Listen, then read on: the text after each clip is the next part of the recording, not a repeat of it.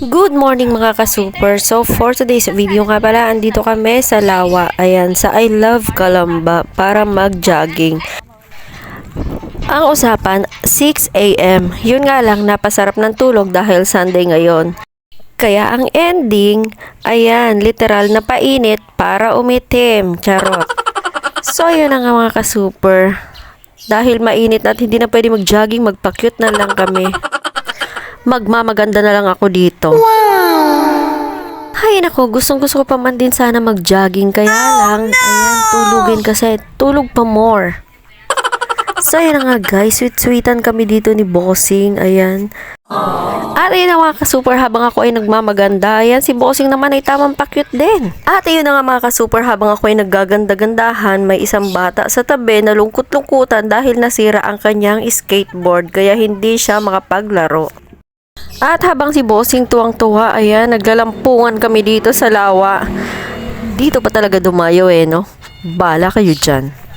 Mamatay kayo sa inggit. Ano nangyari sa skateboard mo? Sira. Wala ka na skateboard.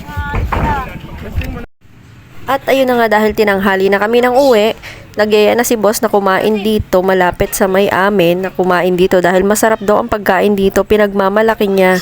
Dito kasi sila palagi ng mga tropa niya kumakain. Ayan. So ayun na nga, habang naghihintay kami ng order, tamang video-video lang ang lola nyo, feeling vlogger na naman. At ayun na nga, dumating na ang aming order.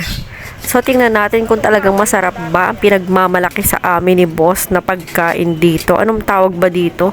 Goto? Ayan, basta yun na yun.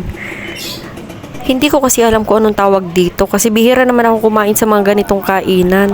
Ngayon nga lang ako nakakain dito dahil si Bossing lang ay nagyaya.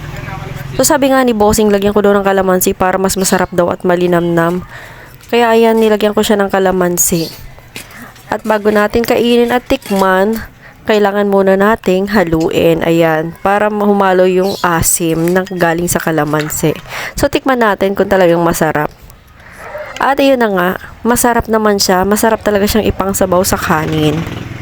So, habang ako ay magsusubo, ayan, nanamnamin muna natin kung talagang masarap ba siya pag hinalo na sa kanin.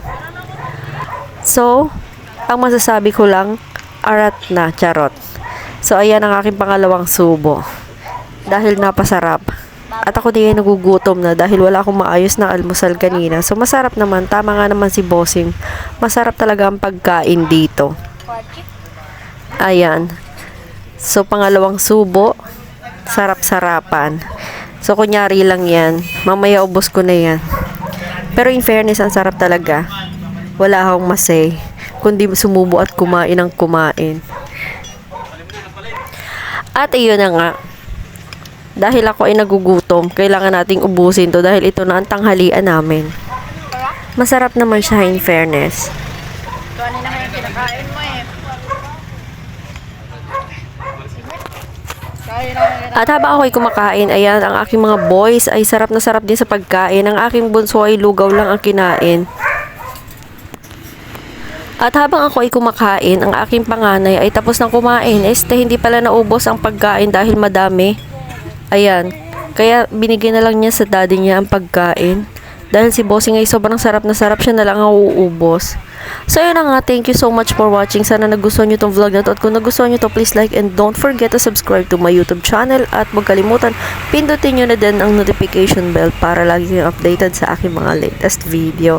Babu! See you on my next vlog!